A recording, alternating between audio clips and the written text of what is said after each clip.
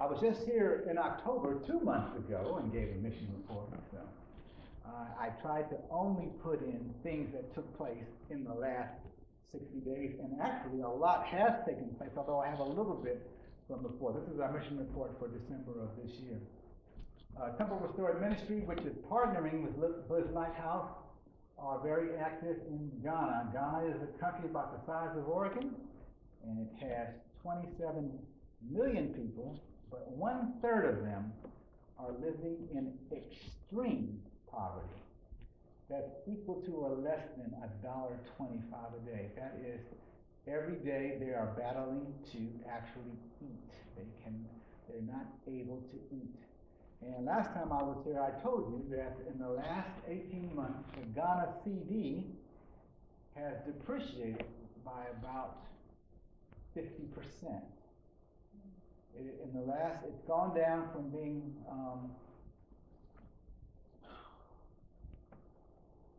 2 CDs to $1. It has gone to 3.75, almost 4 CDs to $1. So their money has depreciated precipitously, which means that the price of things has gone up tremendously. And when we were there, my wife and I were there just 2 years ago, in the market they had all kinds of healthful food. I mean, nuts, every bean of description, fresh vegetables, fruits. They have tremendous variety of things. People cannot afford to buy it. The people are selling it and no one can afford to buy tomatoes, avocados, pineapples, and even for us as Americans, because the dollar is worth almost 4 times their dollar, it's very inexpensive, but for them they can't eat. And so that's the economic context of the workers that we're supporting together down in Ghana. We're supporting currently 7 workers. We have 4 full-time workers. Those are the red stars. That's the cities that they're in: Kumasi, Safi-Bukwai, Obuasi, and Accra. And then we're supporting now 3 part-time workers, where we're giving them about $100 a month. And some of the church is also paying them $100 a month, so they're a husband and wife living off of $200 a month, which is insufficient to clothe, house, and feed their families. They're running out of money. These are the 4 workers that both Lighthouse and Temple Restored are supporting: Bodhi Mensa, James Labor, Paul Talasi, and Colin Jamra. And they are doing a lion's work over in Ghana. Amen. Bodhi Mensa, who is the same age as I am, pastors 1, 2, 3, 4, 5, 6, 7 churches. He pastors 7 churches. He was pastoring them on public transit until Woods Lighthouse enabled him, along with others, to buy a motorcycle. And now he is just smiling from ear to ear. He gets on his bike. He can have Bible study late at night and drive home when he is finished. And I talked to him yesterday on the phone. I'm sorry the picture is so out of focus, but that's him in the picture. It's a church member taking it, and the camera was moving, but he's actually celebrating communion service at one of his churches. He's had 2 one-week revival series at 2 of his churches. The first one was called Abam. That was just a couple weeks ago, and he had 33 people taking communion. He had 25 visitors on Sabbath. He gets on the radio early in the morning, like at 5 in the morning, and he give a little sermonette and invite people, come to this church if you want to hear truth. And he said, I'm doing a revival. Gets on the public radio, and he had 25 people show up at his church. And at the end of the week, he had 8 people join that little Adventist church, 6 women and 2 men. I mean, this brother, he has a gentle spirit, a pleasant smile. He's a very serious brother, but he's very low-key and mellow and soft-spoken. Here's at the end of the communion service, they had made a big circle.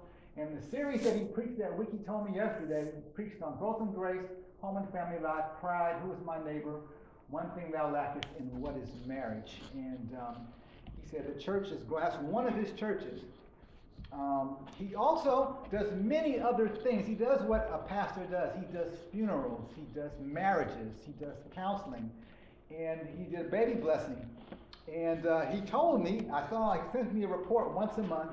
He said that after one of his radio preachings, he met two ladies. They came to him and they said, "Will you bless our babies?" He said, "Sure, bring them to the church." They said, "If you bless our babies, we'll join the church." He said, bring your sons to the church." So they came down to the church, and on Sabbath morning, they did a baby blessing. These are the mothers here right next to them and their daughters and girlfriends that are supporting them. And they brought their, I think it's two sons. One is 3 months, one is 4 months. And he did a baby blessing, and those sisters joined the church, and they're coming every Sabbath now. Isn't that amazing? It's just like, is it that easy to do? Because in America, you're not going to get nobody to join the church for a baby blessing. But it also speaks to the fact that the economic times are so hard that these mothers are saying, my sons have no future. They have no prospect of going to elementary school and high school, because you have to pay to go to school in Ghana. There's no free education, even for elementary school. And so they said, we want someone to do something for our sons. And he said, listen, bring the children, and we'll pray over the children and over you. And they came and they joined the church. I thought that was an interesting story. He also is, I recently sent him $160 for 20 Bibles.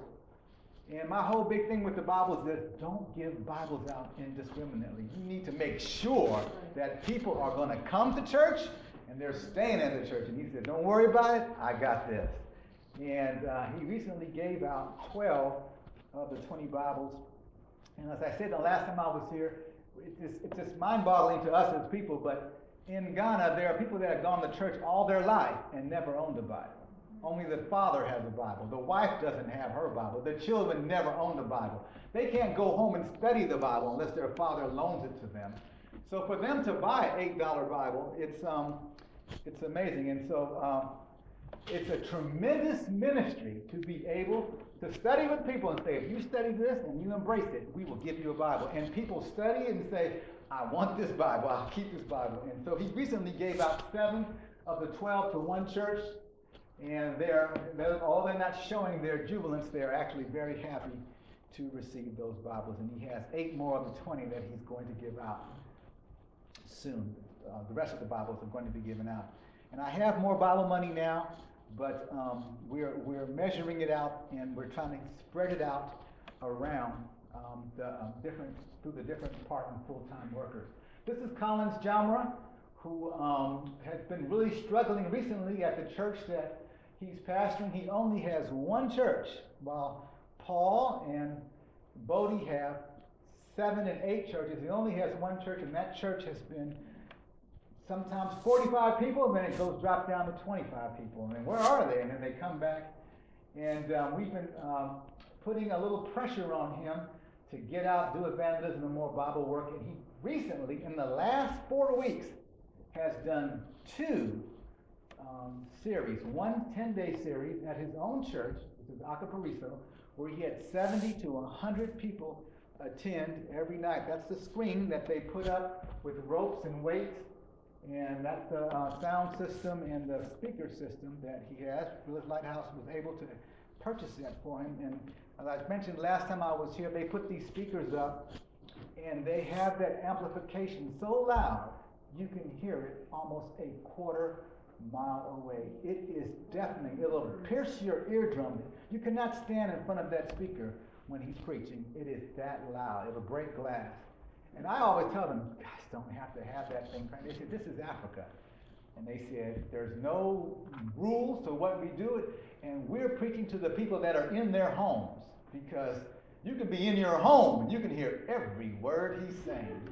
And so he preached, and he can get, there were 70 to 100 people. This is how they preach. They just go out, they wait till the sun goes down, they put up their screen, they put on some really jump up music for about 30 minutes, where they have the Christian music video where the people are dancing and they're on the drum, and that brings people out. They come out to see the music video, and they come out, and then, boom, the wife comes out with the health message. You really shouldn't be eating that chicken.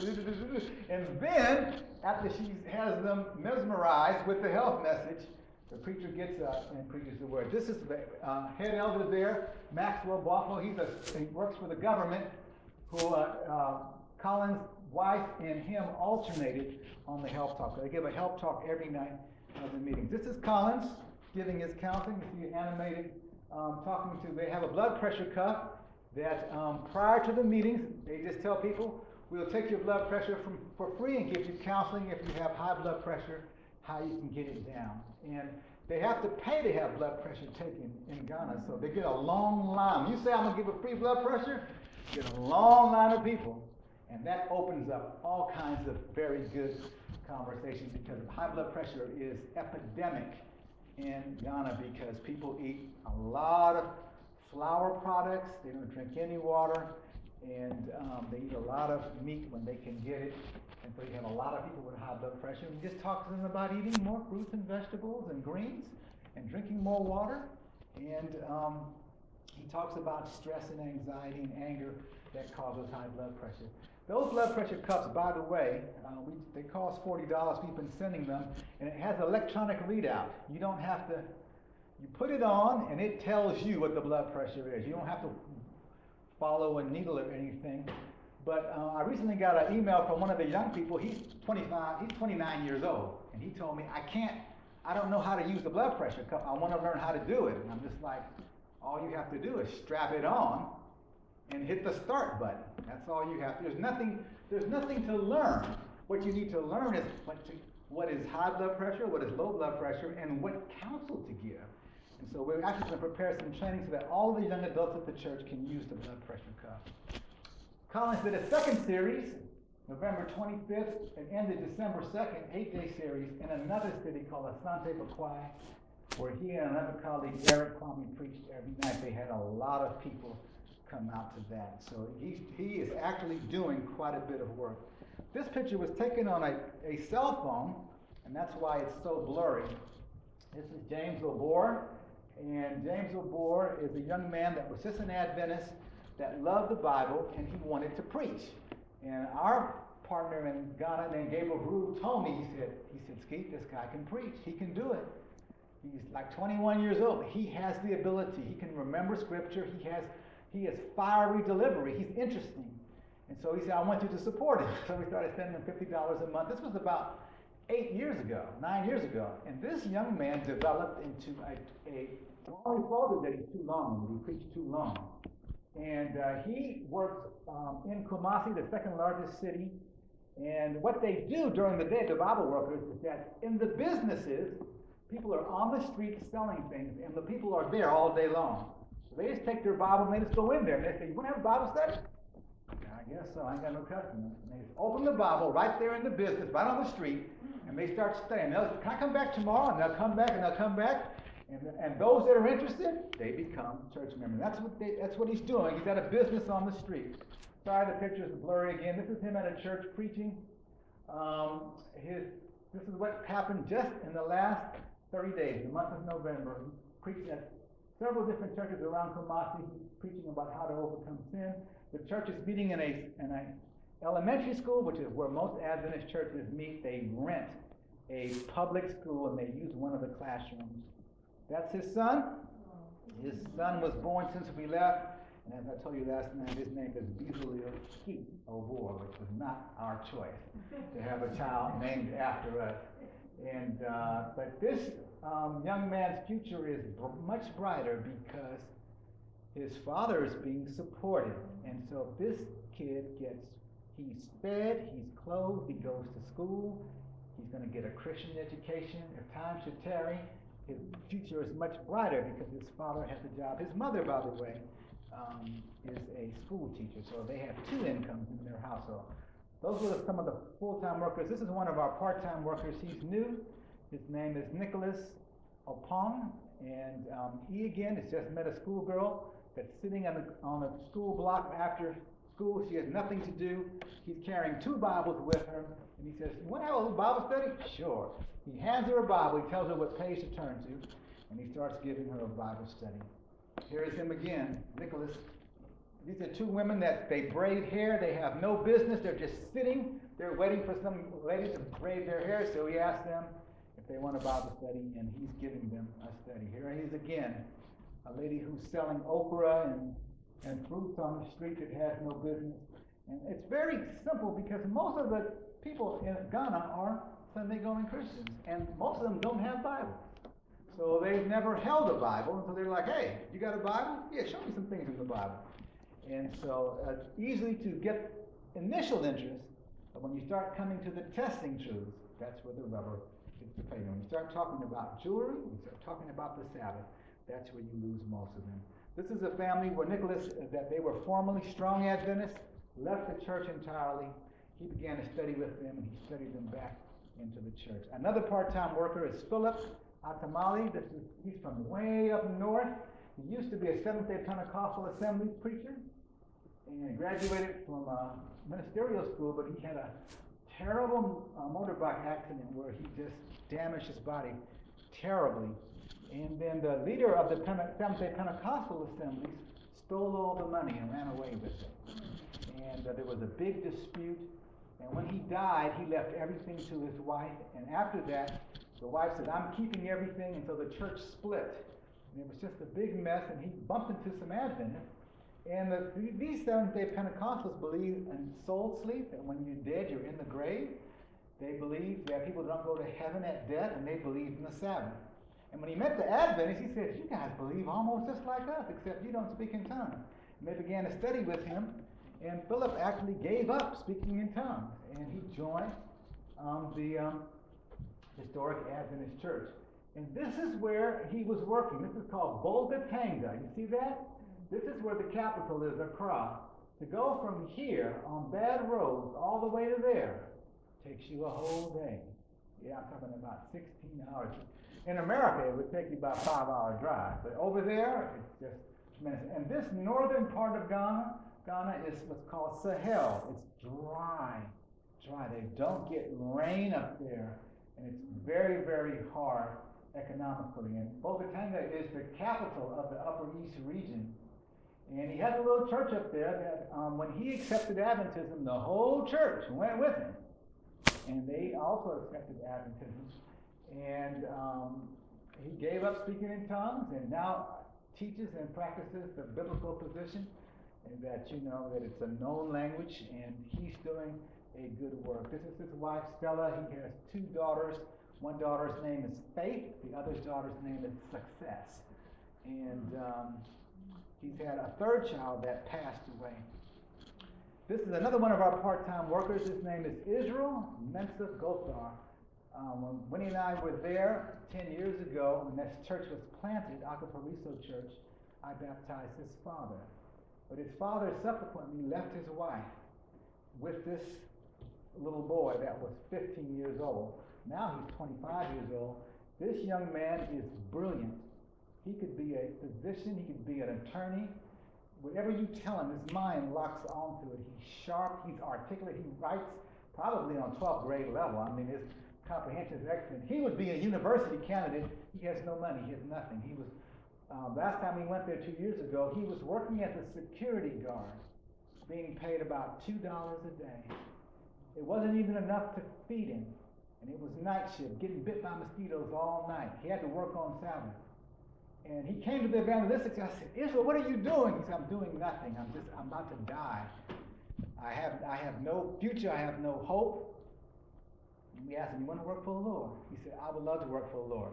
We said, we want you to teach Sabbath school. Let the kids go down to the church, start teaching Sabbath school, work with those kids. Let's see if you can come on time and get those children to learn the Bible and learn some songs and some poetry. And he went like clockwork, and he started to groom him. He said, we'll give you a little bit of money, we'll give you $50 and see what you can do. And he has blossomed out. We sent him to the school. He's in a school right now in southern Ghana to be trained as an evangelist. And he told me, I don't want to be an evangelist. I want to be a medical missionary. I said, that's fine. But we want you to train to do public evangelism also. And he went down there. He's the top student in the school. And his favorite subject is righteousness by faith. And so this Lighthouse bought him a computer and a camera. And he is thriving. He's doing well. He has a future. His future is bright now. And he wants to work for the Lord, and we're supporting him at $100 a month. So what are our current financial needs? We're not asking this church for any more, but anybody that gets the video or sees this on YouTube, our financial needs. We recently got money for 2 brick-making machines, and so this machine is now paid for, and we're going to buy another one for Acapariso Church. It's much cheaper to make your own bricks than to buy bricks. So They just buy sand and cement, and the church members make the bricks. They cure them in the sun for a couple of weeks, and then the bricks are ready to be built out of. We need to get Paul his own megaphone. Paul still doesn't have his own megaphone. He borrowed that megaphone, has to return it. But I'd like to get megaphones actually for all of the Bible workers, because these guys get up early in the morning while people are sleeping, and they stand outside their window and say, I saw another angel fly in the midst of heaven. And people are like, man, you guys are waking people up. And they're out there preaching. We also have to get a camera for Philip. Philip has no camera, no laptop. We're going to get him a camera and laptop so he can send us pictures and document what he filmed. We also want to get 2 more blood pressure cuffs so that I like to have all of the Bible workers have a blood pressure cuff, because it just opens up many opportunities for them. We're always mentioning the Bible distribution program, which I think is one of the greatest things that Temple Restore Ministry has ever done, is to get in a position that we can put Bibles in people's hands that want Bibles. In America, you don't even think about that. Houses are swimming in Bibles, but we never think about people not having a Bible. But it is a huge, huge thing. And if you put a Bible in the hands of one of these young people for several years and they come to church, they become solid. And they don't go out of their church, because in the church they're quizzed and they're drilled, and they have to learn how to use that Bible, and it's a huge blessing. Recently, my wife has been asked to help pioneer a Bible worker program for some of the women. This is a lady named Madam Tiwa, and she goes to the largest teaching hospital in Kumasi. It's called, I can't remember the name of it. It's very difficult to pronounce. But she goes there several days a week, and in the clinic where they treat high blood pressure, she goes in there and preaches to those people and tells them they're there to get medication for high blood pressure. She's in there telling them how they can get their blood pressure down without getting medication. And the hospital doesn't care. They say, come in here, tell them anything you want. She's been going there for years. This lady would be an excellent Bible worker if we could raise the funds to pay her to teach the Bible and teach health out in the community. Jesus said something to his disciples. He said that ye shall be my witnesses. This is just before he ascended. Both in Jerusalem, in all Judea and Samaria, and also where? In the uttermost part of the earth. Let me tell you something. Northern Ghana is the uttermost part of the earth. That place is so desolate. Pastor Yano, who was here just this summer, he called me recently. He said, Brother Skeete, we want you and Wendy to come back and go to Bogatanga next year. And I was like, brother, I'm going to have to pray on that, because that Sahel region is dry, it's difficult, it's a long ways away. But God said that this gospel would be preached in the uttermost parts of the earth. And in Ghana, there are many treasures. And there's many beautiful and wonderful things. But the greatest treasures in Africa are not the diamonds that come out of the Kimberley diamond mine in South Africa. The greatest treasures there are souls that God intends to do great things through people. You know that God can do great things through young people today. If he can get hold of their minds, get hold of their dedication and their commitment. The Bible says in Psalm 68, I always quote this text in every African mission spotlight. It says, it's a prophecy in Psalm that says, princes shall come out of where? Egypt. It says Ethiopia. Those are both countries in northern Africa. Shall soon stretch out her hands to God. I believe God has people there that he will use to give the third angel's message in power in that continent. We can't go, perhaps. Some of you cannot go, but we can support them. And I just want to praise the Lord that this church has been committed to not only helping Temple Restore, but other African projects in South Africa and abroad. And I believe that it's making a real difference. And I want to encourage you to pray for the success and pray that the Lord can show you new and innovative ways how we can expand the work. I believe that we can do much more than what we're doing now if we just put our minds together and pray and ask God to show us how we can better cooperate with him in getting the message out. Thank you so much. Let's close out with a word of prayer.